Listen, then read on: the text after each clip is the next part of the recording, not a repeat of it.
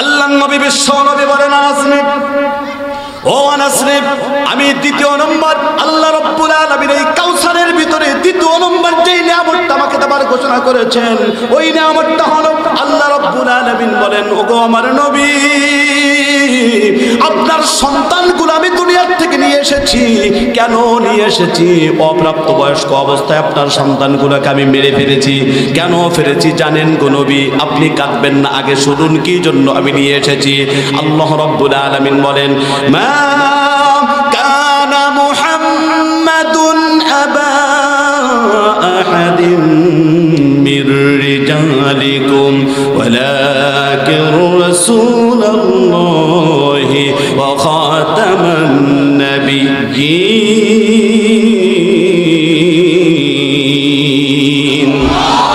আল্লাহ রাব্বুল আলামিন বলেন, ওগো আমার দোস্তরে, আপনার সন্তানগুলোকে আমি অপ্রাপ্ত বয়স্ক অবস্থায়, আপনার যেই পুত্র সন্তান ছেলে সন্তানগুলোকে আমি নাবালেক অবস্থায় মেরে ফেলেছি। কেন ফেলেছি জানেননি? ওগো আমার দোস্তরে, কারণ আপনি হলেন সর্বশেষ নবী। আপনার পরে কিয়ামত পর্যন্ত আর কোনো নবী এই পৃথিবীর বুকে নবী রূপে আসবে না। ওগো আমার দোস্তরে, আপনার সন্তানগুলো যদি জীবিত থাকতো, আপনার ছেলে সন্তানগুলো যদি বড় হতো, তাহলে আপনি যখন দুনিয়ার থেকে চলে আসতেন, দুনিয়ার থেকে যখন আপনার ইন্তেকাল হয়ে যেত, তখন আপনার কিছু আবেগী উম্মত আর উম্মতি বের হয়ে যেত। তারা আপনার সন্তানগুলোকে নবী বানায় ফেলতো, আপনার সন্তানগুলোকে নবী বানায় ফেলতো। তারা বলতো নবী নাই, এখন তার সন্তানগুলাই নবী। তারা দলিল হিসাবে পেশ করত, আদমের সন্তান শেষ, তিনি যদি নবী হইতে পারেন, ইব্রাহিমের সন্তান ইসমাইল, তিনি যদি নবী হইতে পারেন, ইয়াকুবের সন্তান ইউসুফ, তিনি যদি নবী হইতে পারেন, তাহলে আমাদের নবী মুহাম্মদুর রাসূলুল্লাহর সন্তানগুলা কেন নবী হবে না? কেন নবী হবে না? ওগো আল্লাহর রাসূল, ও আমার দোস্তরে, তাহলে আপনার সন্তানগুলা, তাদেরকে আপনার উম্মত আর উম্মতে নবী রূপে গ্রহণ করে তারা ধ্বংস হয়ে যাইতো। এই জন্য আপনার পুত্র সন্তানগুলোকে আমি মেরে ফেলেছি। আমি জিজ্ঞেস করতে চাই, জবাব দেবেন মুসলমানের মতো, আমাদের নবীর পরে কিয়ামত পর্যন্ত আর কোন নবী এই পৃথিবীর বুকে নবী রূপে আসবে? আমাদের নবীর পরে কোন নবী আছে? আল্লাহ পাক তো বললেই আপনি শেষ নবী। আল্লাহ রাসূল নিজেও বলেন, আনা খাতামুন নাবিয়্যিন লা নাবিয়্যা বা'দি, আমি হচ্ছি সর্বশেষ নবী, আমার পরে আর কোনো নবী নাই। আমি জিজ্ঞেস করতে চাই, জবাব দিবেন মুসলমানের মতো, আমাদের আল্লাহ পবিত্র কোরআনুল কারীমের ভিতরে বললেন, ওগো নবী, আপনি শেষ নবী। আমাদের নবী তিনি নিজেও বললেন, আমি শেষ নবী, আমার পরে আর কোনো নবী নাই। আমি জিজ্ঞেস করতে চাই মুসলমান, আল্লাহর হুকুমকে অ্যাভয়েড করে, কোরআনের আয়াতকে অস্বীকার করে, আল্লাহ রাসূলের হাদিসকে অস্বীকার করে, এখন যদি কোনো দল যদি বলে আল্লাহর নবীর পরে আরো নবী আছে, কোনো ব্যক্তি যদি বলে আল্লাহর নবীর পরে আরো নবী আছে, আমি জিজ্ঞেস করতে চাই, ওই ব্যক্তি, ওই দল, তারা কি মুসলমান না কাফের? আরো জোরে বলতে হবে, তারা মুসলমান না কাফের? এই কথাটা বলার প্রয়োজন কেন হলো জানেন দোস্ত? মনে রাখবেন, ঈমান এত সেনসিটিভ একটা ব্যাপার। কোন ব্যক্তি যদি খতমে নবুয়তকে যদি বিশ্বাস না করে, আল্লাহর রাসূল শেষ নবী, এটা যদি কোনো ব্যক্তি বিশ্বাস না করে, তার ঈমান থাকবে না, কাফের হয়ে যাবে, অমুসলিম হয়ে যাবে, মুরতাদ হয়ে যাবে। দোস্ত, এই কথাটা বলার প্রয়োজন হলো এজন্য আমাদের দেশে একটা দল বের হয়েছে, দাজ্জাল মার্কা একটা দল বের হয়েছে। ওই দলটা গ্রামগঞ্জে গিয়ে বিভিন্ন পাড়ায় মহল্লায় গিয়ে সরল মরা মুসলমানদের কাছে এই দাওয়াত পৌঁছে দিচ্ছে, মুহাম্মদ রাসূলুল্লাহ শেষ নবী নন, শেষ নবী হচ্ছে নাকি মির্জা গোলাম আহমদ কাদিয়ানী। আর যারা বলুন না নাউজুবিল্লাহ। এ মুসলমান, এই কাদিয়ানী গ্রুপ, কাদিয়ানীরা, তারা বাংলাদেশের বিভিন্ন প্রান্তে বিভিন্ন পাড়ায় আর মহল্লায় তারা গিয়ে সরল মরা মুসলমানদের কাছে দাওয়াত দিচ্ছে, মুহাম্মদ রাসূলুল্লাহ নাকি শেষ নবী নন, শেষ নবী হচ্ছে মির্জা গোলাম আহমদ কাদিয়ানী। চিৎকার মেরে বলতে হবে, যেই কাদিয়ানীরা আল্লাহর নবীকে শেষ নবী মানে না, আমি জিজ্ঞেস করতে চাই, এই কাদিয়ানীরা কি মুসলমান না কাফের? আর যারা বলতে হবে, কাদিয়ানীরা কি মুসলমান না কাফের? দোস্ত, এই শুধুমাত্র এই কোনাবাড়ি নয়, আমরা বিভিন্ন বাংলাদেশের বিভিন্ন প্রান্তের মানুষ এই কোনাবাড়িতে আমরা আছি, কথা বলেন ঠিক কিনা? এই মেসেজটা আপনাদের মাধ্যমে পুরো বাংলাদেশে আমরা পৌঁছে দিতে চাই। যদি আপনাদের কোনো এলাকায় যদি এই কাদিয়ানি ঢোকে, যদি কাদিয়ানিরা এই দাওয়াত প্রচার করতে চায়, আল্লাহ নবীকে শেষ নবী নয়, আল্লাহ নবী শেষ নবী নন, মির্জা গোলাম আহমদ কাদিয়ানি শেষ নবী, এই কথা যদি বলে, আমি জিজ্ঞেস করি ওদেরকে শায়েস্তা করার জন্য যদি রক্তের প্রয়োজন হয়, জীবনের প্রয়োজন হয়, কল্লা দেওয়ার প্রয়োজন হয়, কাদিয়ানীদের বিরুদ্ধে কে কে রক্ত দিতে রাজি, কল্লা দিতে রাজি, আমার দুটি হাত দেখতে চাই। আল্লাহ কবুল করেন, সকলে বলুন আমিন। আর জোরে বলুন আমিন। ভাই মনে থাকবে তো, কথাটা মনে থাকবে তো ইনশাআল্লাহ? আমার মুসলমান ভাইরা গভীর মনোযোগ। আল্লাহর নবী বিশ্ব নবী আনাস রাদিয়াল্লাহু তাআলা আনহুকে বলেন, এ আনাস রে, তুমি কি জানো আল্লাহ রাব্বুল আলামিন এই কাউসারের ভিতরে তৃতীয় নম্বর আর কি নিয়ামত দেওয়ার ঘোষণা করেছেন? আল্লাহ রাব্বুল আলামিন এই কাউসারের মাধ্যমে আমাকে ঘোষণা দিয়েছেন, ওগো নবী, আপনার চাচাকে আমি নিয়ে এসেছি, আপনার স্ত্রী নিয়ে এসেছি, আপনার সন্তানগুলি নিয়ে এসেছি, আপনি কাঁদবেন না।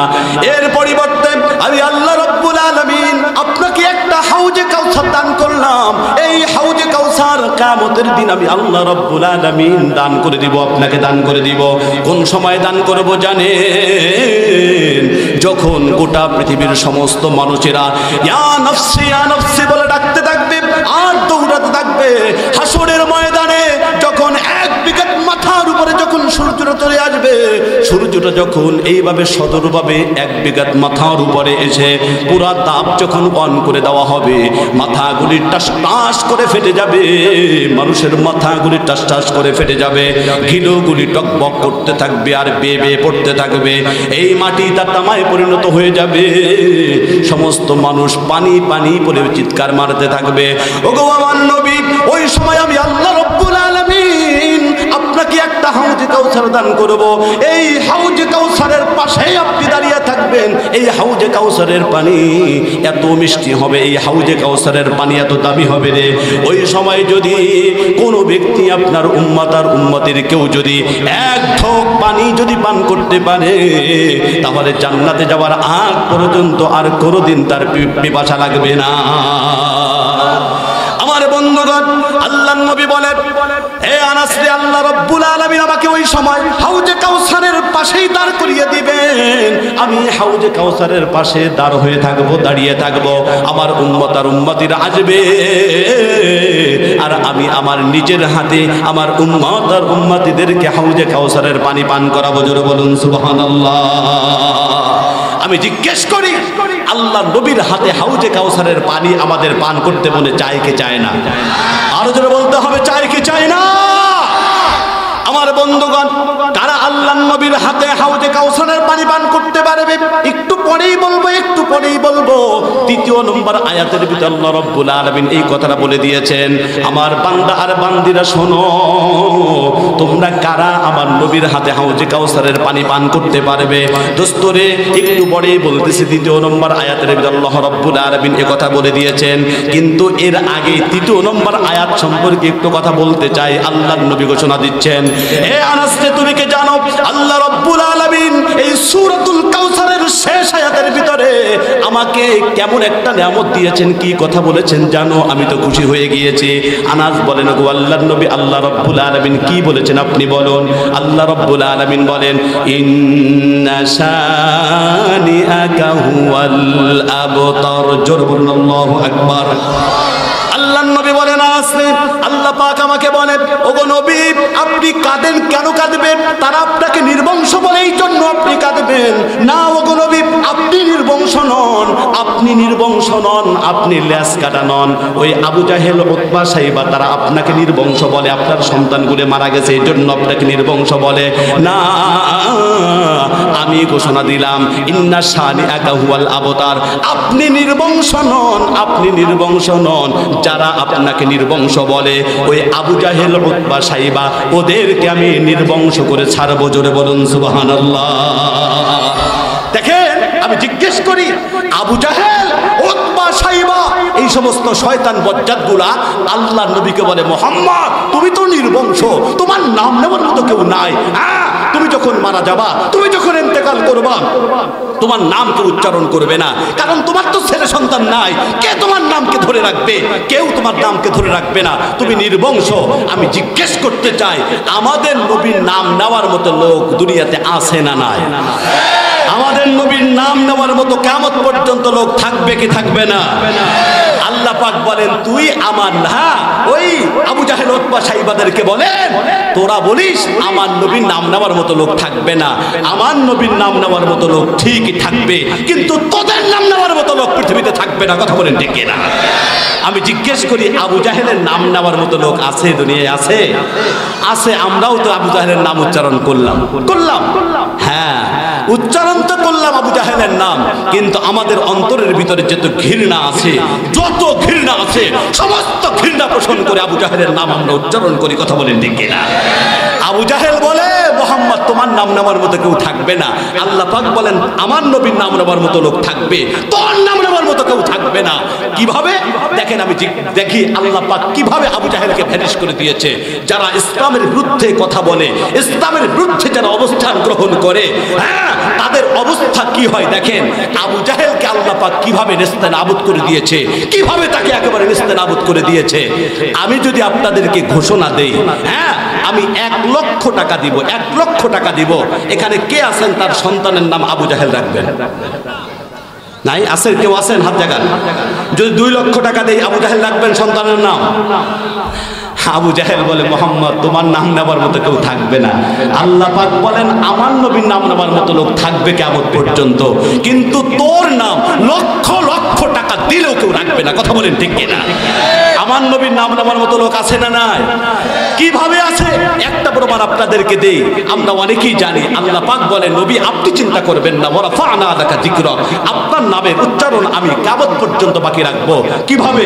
আমি জিজ্ঞেস করি, আমাদের এই মসজিদে আজান শুধুমাত্র হয় নাকি অন্য অন্য মসজিদে আজান হয়? সব মসজিদে আজান হয় কি হয় না বলে? এখানে যখন আজান হয়, তার কিছুক্ষণ পরে দেখা যায় এই আজান শেষ হতে না হতেই আরেক এলাকায় আজান শুরু হয়ে যায়। আল্লাহ পাক পৃথিবীটাকে এমন ভাবে বানিয়েছেন, গোল করে এমন ভাবে বানিয়েছেন, ওই মসজিদের আজান শেষ হতে না হতেই আরেক মসজিদে আজান শুরু হয়ে যায়, ওই এলাকায় আজান শেষ হতে না হতেই আরেকটা এলাকায় আজান শুরু হয়ে যায়, ওই এলাকায় আজান শেষ হতে না হতেই আরেক এলাকায় আজান শুরু হয়ে যায়, এই দেশের আজান শেষ হতে না হতেই আরেক দেশে আজান শুরু হয়ে যায়, ওই দেশের আজান শেষ হতে না হতেই আরেক দেশে আজান শুরু হয়ে যায়। আল্লাহ পাক পৃথিবীটাকে এমন ভাবে বানিয়েছেন। আমি জিজ্ঞেস করি, আজানের ভিতরে আল্লাহর নাম আছে না নাই? এই আল্লাহর নামের সাথে সাথে আজানের ভিতরে আমার নবীর নাম আছে না নাই? আল্লাহ পাক বলেন, ও নবী আপনি চিন্তা করবেন না। আবু জাহেল, উতবা, সাইবা তারা বলে আপনার নাম উচ্চারণ কেউ করবে না। আমি আমার নামের সাথে আপনার নামটাকে এমন ভাবে সেটিং করে দিলাম, কিয়ামত পর্যন্ত প্রত্যেকটা মিনিটে মিনিটে, ঘন্টায় ঘন্টায় নয়, মিনিটে মিনিটে নয়, প্রত্যেকটা সেকেন্ডে সেকেন্ডে সারা পৃথিবীতে আজান উচ্চারিত হবে। আজানের সাথে সাথে আমি আল্লাহ পাকের নাম সেকেন্ডে সেকেন্ডে উচ্চারিত হবে। আমি আল্লাহর নামের সাথে সাথে, ও নবী আমার দোস্ত, আপনার নামটা গোটা পৃথিবীতে সেকেন্ডে সেকেন্ডে উচ্চারিত হবে, সেকেন্ডে সেকেন্ডে উচ্চারিত হবে। জোরে বলুন সুবহানাল্লাহ।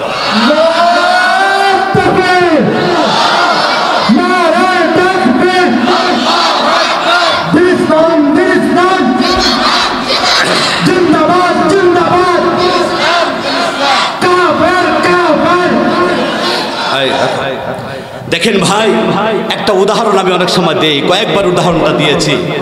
ইসলামের বিরুদ্ধে যারা অবস্থান গ্রহণ করবে, এখান থেকে যাদের ভালোভাবে শিক্ষা গ্রহণ করা দরকার। কথা বলেন ঠিক না? যারা ইসলামের বিরুদ্ধে অবস্থান নেবে তাদেরকে আল্লাহ পাক কিভাবে নেস্তেনাবুদ করেন। আবু জাহেল ঘোষণা দিয়েছিল, মোহাম্মদ তোকে নেস্তেনাবুদ করে ফেলবো, তোমার নাম নেওয়ার মতো কেউ থাকবে না, এ ধরনের হুমকি আর ধুমকি দিয়েছিল। আল্লাহ পাক আবু জাহেলের গোষ্ঠীকে, আবু জাহেলকে এমন ভাবে নেস্তেনাবুদ করে দিয়েছেন, এখন কেউ লক্ষ লক্ষ টাকা দিলেও তার নাম রাখে না। শুধুমাত্র তাই নয়, করোনার ভিতরে আল্লাহ পাক আমাদেরকে উমরা করার, করোনার শেষের দিকে, এই তো কয়েক বছর আগে আল্লাহ পাক আমাদেরকে উমরায় যাওয়ার তৌফিক দিয়েছিলেন।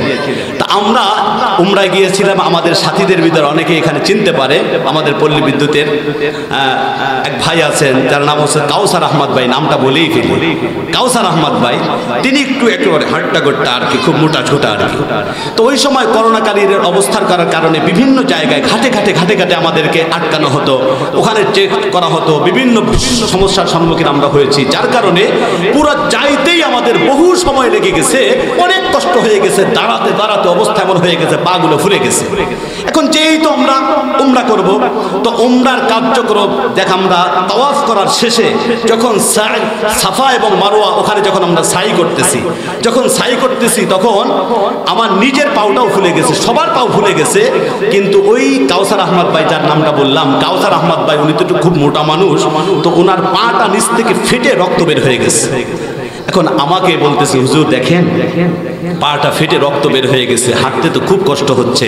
আমি তাকে সান্ত্বনা দিয়ে অনেক বুঝায় শুনে, ঠিক আছে ভাই একটু কষ্ট করেন, আল্লাহ পাক উত্তম বিনিময় দান করবেন। এইভাবে আমি তাকে বুঝায় শুনে মোটামুটি সাফা মারওয়া যে সাইর কাজ শেষ করে যখন আমরা বের হলাম, বের হলেই আমাকে এই কাউসার আহমদ ভাই আমাকে বলে, হুজুর সারা জীবন তো আবু জাহেলের ওয়াজ করলেন, আবু জাহেল আল্লাহ নবীর সাথে কি বেয়াদবি করেছে, ইসলামের সাথে কি বেয়াদবি করেছে, তা আবু জাহেলের বাড়িতে নাকি পায়খানা আর পেশাবখানা বানানো হয়েছে, তো হুজুর চলেন আমরা যাই আবু জাহেলের বাড়িতে অন্তত একটু পেশাব করে যাই।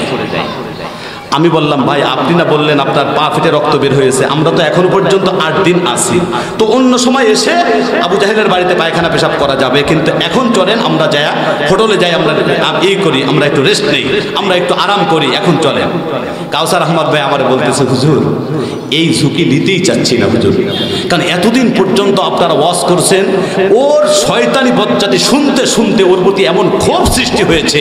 হ্যাঁ, এখন হায়াত মউতের কথা তো বলা যায় না, দুনিয়া মানে আমাদের বাংলাদেশে ছিলাম, ওই জায়গা থাকা অবস্থায় তার এখানে পেশাব করতে পারি নাই, পায়খানা করতে পারি নাই, এটা দুঃখ, আর কি করব, আসতে পারি না যে কি করব। এখন এখানে আসার পরে মনে করেন পেশাব পায়খানা না করে যদি আমি মারা যাই, হ্যাঁ হোটেলে গেলাম, আজরাইল এসে জানটা বের করে নিয়ে গেল, তাহলে এই দুঃখ কই রাখবো, তাহলে কবরে যাওয়ার পরেও শান্তি পাবো না। হুজুর অন্তত আপনার কষ্ট হবে বুঝছি, আমারও কষ্ট হচ্ছে, কিন্তু তারপরেও পায়খানা না করি, হুজুর একটু পেশাব করে যাই, হুজুর আপনি না করেন না, চলেন একটু পেশাব করে আসি। আমি বললাম, বলেন এইভাবে যদি আবদার পেশ করে, আবদার রক্ষা করার দরকার আছে না নাই? তা আমি বললাম, ঠিক আছে চলেন ভাই, আপনি যেভাবে বলছেন আপনার আবদার রক্ষা করা দরকার, কারণ আপনি যদি মারা যান, আল্লাহ না করুন, তাহলে আমারও আফসোস করতে হবে, লোকটা আমার কাছে কি একটা আবদার পেশ করেছিল। চলেন।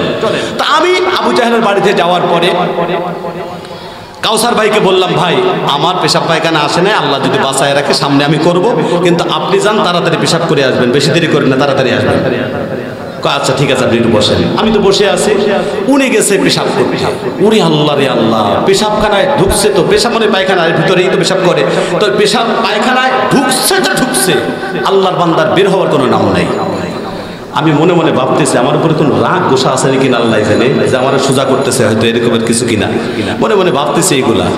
অনেকক্ষণ পরে দেখতেছি হাসতে বের হচ্ছে।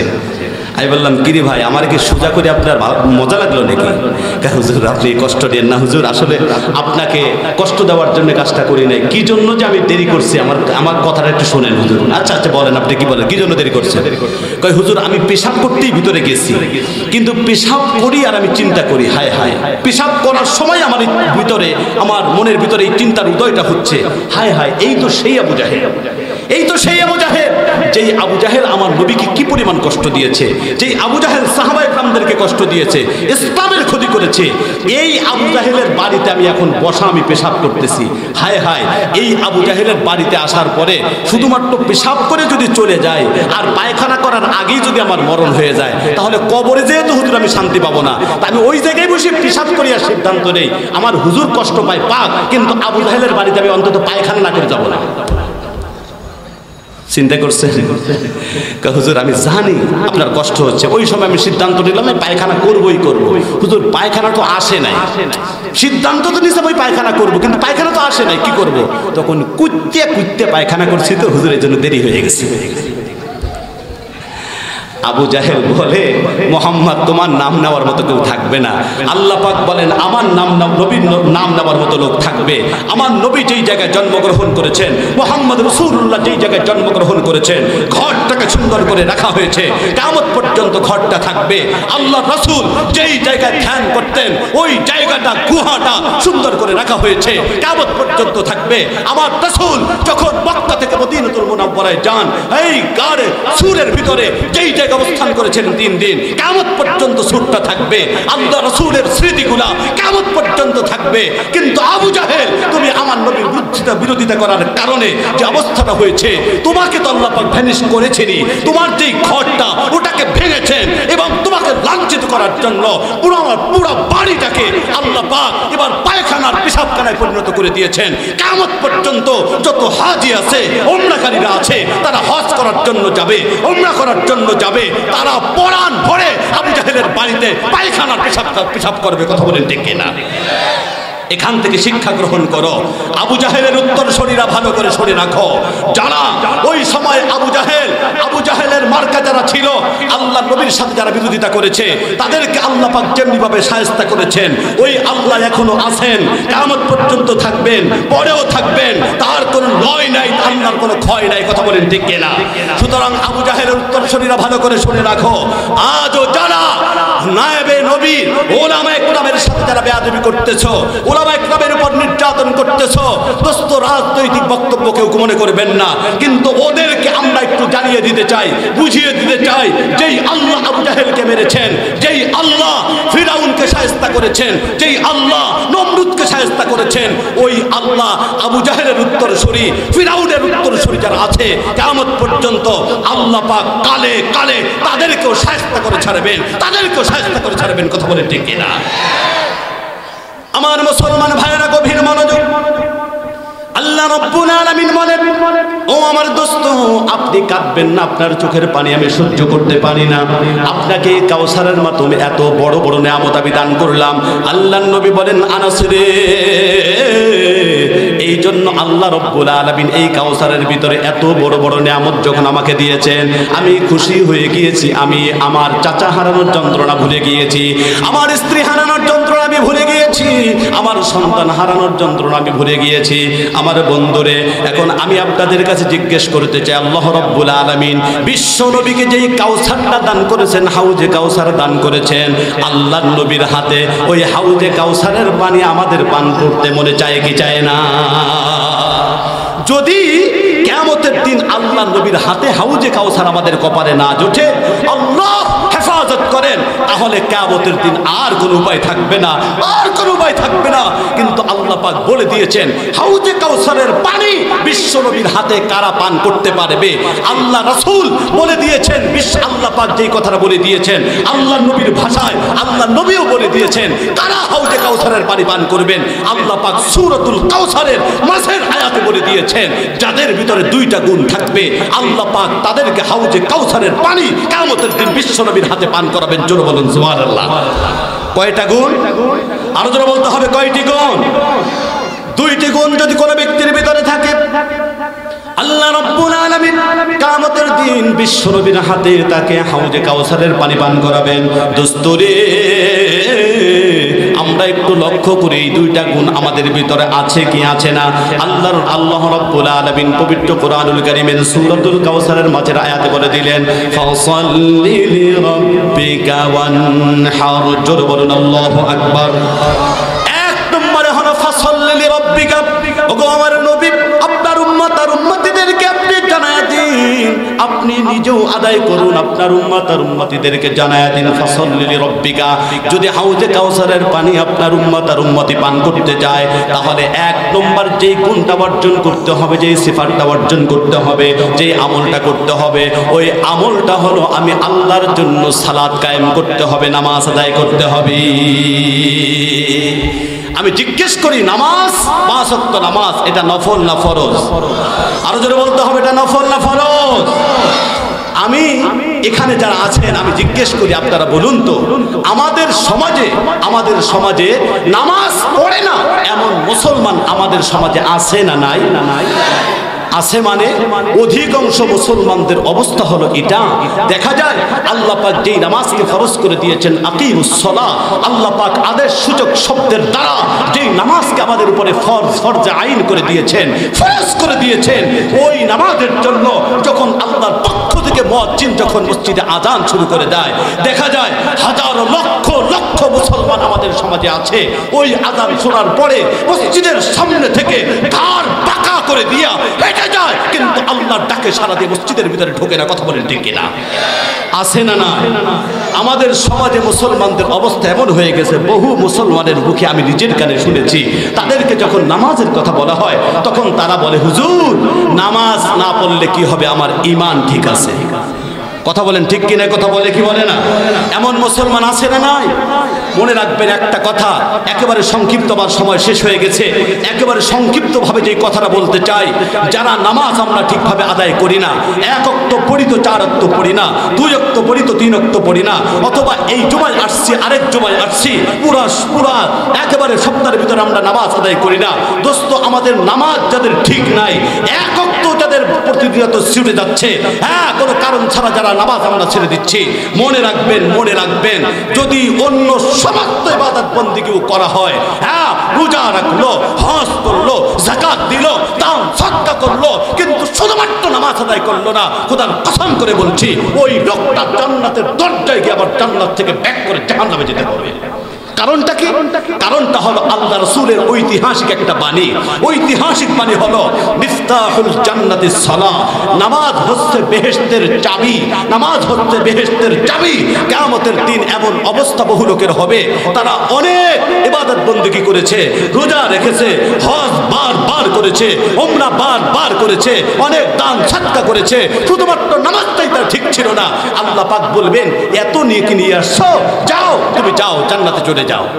এই লোকটা যখন এখন জান্নাতের দিকে দৌড়াইতে থাকবে আর চিৎকার মেরে মেরে বলতে থাকবে, হে দুনিয়ার মৌলবীরা, হে দুনিয়ার আলেম ওলামারা, তোরা সারাটা জীবন মিথ্যা ওয়াজ শোনাইছিস, সারাটা জীবন মিথ্যা কথা বলেছিস, তোরা বলেছিস মিফতাহুল জান্নাতিস সালাহ, নামাজ হচ্ছে বেহেশতের চাবি, নামাজ ছাড়া জান্নাতে যাওয়া যায় না, সারাটা জীবন মিথ্যা কথা বলছিস, আমি তো ঠিকমতো নামাজ পড়ি নাই, 1 ওয়াক্ত পড়েছি, 4 ওয়াক্ত পড়ি নাই, 2 ওয়াক্ত পড়েছি, 3 ওয়াক্ত পড়ি নাই, আল্লাহ পাক আমাকে নামাজের প্রশ্নই করে নাই, জান্নাতের ফয়সালা করে দিয়েছে। ওলামায়ে কেরাম, তোরা সারাটা জীবন মিথ্যা ওয়াজ করেছিস, জোরে বলেন নাউজুবিল্লাহ। চিৎকার মেরে বলতে হবে, ওলামায়ে কেরাম কি মিথ্যা কথা বলেছে? আরো জোরে বলতে হবে, মিথ্যা কথা বলেছে। আমার মুসলমান ভাইরা, এই লোকটা দৌড়াতে দৌড়াতে যখন চলে যাবে জান্নাতের দরজায় চলে যাবে, জান্নাতের দরজায় যাওয়ার পরে দেখবে জান্নাতের দরজায় বিশাল বড় একটা তালা লাগানো রয়েছে, বিশাল বড় একটা তালা লাগানো রয়েছে। আমার বন্ধুরে, ওই লোকটা জান্নাতের দরজায় গিয়ে ডেকে ডেকে বলতে থাকবে, এ জান্নাতের খাদেম খোদা মারা, তোমরা কে কোথায় আছো, তোমরা কে কোথায় আছো, তাড়াতাড়ি জান্নাতের দরজার তালার চাবিটা একটু নিয়ে আসো, জান্নাতের দরজার তালাটা একটু খুলে দাও, আর সহ্য হচ্ছে না। আমার বন্ধুরে, জান্নাতের খাদেম খোদা মারা ডেকে ডেকে বলবে, এ আল্লাহর বান্দা, জান্নাতের দরজার তালার চাবি আমাদের কাছে নয়, জান্নাতের দরজার চাবি হচ্ছে আল্লাহ রাব্বুল আলামিনের কাছে, যাও আল্লাহ রাব্বুল আলামিনের কাছ থেকে নিয়ে আসো। তুমি যদি জান্নাতে প্রবেশ করতে পারো, প্রবেশ করার পরে আমরা তোমার সমস্ত চাহত পূর্ণ করব, তুমি যা চাইবা তোমার জন্য তাই ব্যবস্থা করা হবে, কিন্তু এর আগ পর্যন্ত আমরা কিছুই করতে পারবো না। আমার বন্ধুরে, এই লোকটা আবার দৌড়াতে দৌড়াতে হাসরের ময়দানে চলে যাবে, আল্লাহ রাব্বুল আলামিনকে ডেকে ডেকে বলবি, আল্লাহ রে, জান্নাতের অর্ডার দিয়েছো ভালো কথা, জান্নাতের দরজায় তালা লাগিয়েছো ভালো কথা, কিন্তু তুমি একটা ভুল করেছো, বলেন নাউজুবিল্লাহ। কি ভুল করেছে আল্লাহ রে? জান্নাতের দরজার অর্ডার, জান্নাতের অর্ডার দেওয়ার পরে আমাকে যে তাড়াতাড়ি, আমাকে যে সাথে সাথে চাবিটাও দিয়ে দিবা, জান্নাতের দরজার তালার চাবি, তুমি হয়তো ভুলে গিয়েছো, হতেই পারে। আল্লাহ, দেরি করো না, দেরি করো না, তাড়াতাড়ি জান্নাতের দরজার চাবিটা একটু দাও। আল্লাহ রাব্বুল আলামিন তাড়াতাড়ি বলছি বন্ধুগণ, আল্লাহ রাব্বুল আলামিন তখন বলবেন, কেন রে বান্দা, জান্নাতের দরজার চাবি তো আমার কাছে থাকার কথা নয়, তোমার কাছেই তো থাকার কথা, কেন আল্লাহ তুমি কি আমার কাছে দিয়েছো নাকি? কোনোদিন তো দাও নাই, তোমার নবীও তো দেয় নাই। না, দেওয়া তো হয়েছে, তুমি তো ভুলে গিয়েছো। না, কোনোদিন দেওয়া হয় না, আল্লাহ বোধহয় ভুল হচ্ছে, তোমার ভুল হচ্ছে, অত দেরি করো না, মস্কারি করো না, তাড়াতাড়ি দাও, জান্নাতের দরজার তালার চাবিটা একটু দাও। আল্লাহ রাব্বুল আলামিন তখন বলবেন, কেন রে, আমার নবীকে বলে নাই হচ্ছে বেহেশতের চাবি, নামাজ হচ্ছে বেহেশতের চাবি। তুমি কি নামাজ পড়েছো? আমার নবী দুনিয়ার থেকে চলে আসার পরে ওলামায়ে কেরাম কি তোমাদেরকে শোনাই নাই? ওলামায়ে কেরাম কি তোমাদেরকে শোনাই নাই? মিফতাহুল জান্নাতিস সালাহ, নামাজ হচ্ছে বেহেশতের চাবি। নামাজ কি পড়েছো? আল্লাহ রে, অন্য সব ইবাদত বন্দেগী তো করেছি, শুধুমাত্র নামাজটাই তো ঠিক ছিল না। আল্লাহ রাব্বুল আলামিন তখন গর্জে উঠে বলবেন, হ্যাঁ, যেই নামাজকে প্রতিষ্ঠিত করার জন্য আমার নবী তায়েফের ময়দানে রক্ত ঝরিয়েছে, উহুদের ময়দানে দন্দন মোবারক শহীদ করেছে, ওই নামাজ পড়িস নাই। ওই নবী বারবার বলেছেন মিফতাহুল জান্নাতিস সালাহ, নামাজ হচ্ছে বেহেশতের চাবি। আমার নবীর কথার গুরুত্ব দাও নাই, আমার উলামায়ে কেরামের কথার গুরুত্ব তোমরা দাও নাই, নামাজ পড়ো নাই, আবার জান্নাতে যেতে চাও। কত বড় সাহস! হে ফেরেশতারা, তাড়াতাড়ি আয়, একে ধরে একটা বাড়ি দিয়া জাহান্নামের ভিতরে ফেলে দিই। দোস্ত হযরত চলে এসেছেন, আর কথা বাড়ানো যাবে না। সর্বশেষ কথা হলো, আল্লাহ রাসূল যখন ইন্তেকাল করেন, ইন্তেকালের সময় যখন জানটা বের হয়ে যায়, প্রাণটা যখন বের হয়ে যায়, ওই সময় আল্লাহ রাসূল আমাদেরকে যে দুইটা নসিহত করেছিলেন, এর ভিতরে একটা হলো আসসালাত, আসসালাত, আসসালাত, নামাজ, নামাজ, নামাজ। হে আমার উম্মত আর উম্মতিরা, আমি দুনিয়া থেকে চলে যাচ্ছি, তোমাদের কেতেম করে দুনিয়া থেকে চলে যাচ্ছি, আর কিয়ামতের আগে সাক্ষাৎ হবে না। তবে আমি যাওয়ার সময়, দুনিয়া থেকে চলে যাওয়ার সময় তোমাদেরকে ওসিয়ত করে যাচ্ছি, নামাজ, নামাজ ছাড়া কিন্তু আল্লাহর জান্নাতে যাওয়া যাবে না। দোস্ত, আমার নবী দুনিয়া থেকে যাওয়ার সময় যেই নামাজের ওসিয়ত করেছেন, দেখা যায় আমাদের সমাজে হাজারো লক্ষ মুসলমান আছে, ওই নামাজকে আমরা ছেড়ে দেয়। কথা বলেন ঠিক কিনা? আমি জিজ্ঞেস করি, নামাজ পড়া দরকার আছে না নাই? আরো জোরে বলতে হবে, আছে না নাই? সুতরাং এই ওয়াদাকে আজকে করতে পারবেন না। দিন হুজুর যা করেছি করেছি, আজকের থেকে ওয়াদা করলাম 5 ওয়াক্ত নামাজ জীবনে আর ছাড়বো না। আল্লাহ 5 ওয়াক্ত নামাজ আমাদেরকে পড়ার তৌফিক দাও। কে কে রাজি আছে আল্লাহকে হাত দেখায় দেন। নারে তাকবীর, আল্লাহু আকবার। আল্লাহ পাক আমাদের সকলকে আমল করার তৌফিক দান করেন। সকলে বলুন আমিন। ওয়া আখিরু দাওয়ানা আলহামদুলিল্লাহি রাব্বিল আলামিন। আসসালামু আলাইকুম ওয়া রাহমাতুল্লাহি ওয়া বারাকাতুহু। আলহামদুলিল্লাহ, দীর্ঘ সময়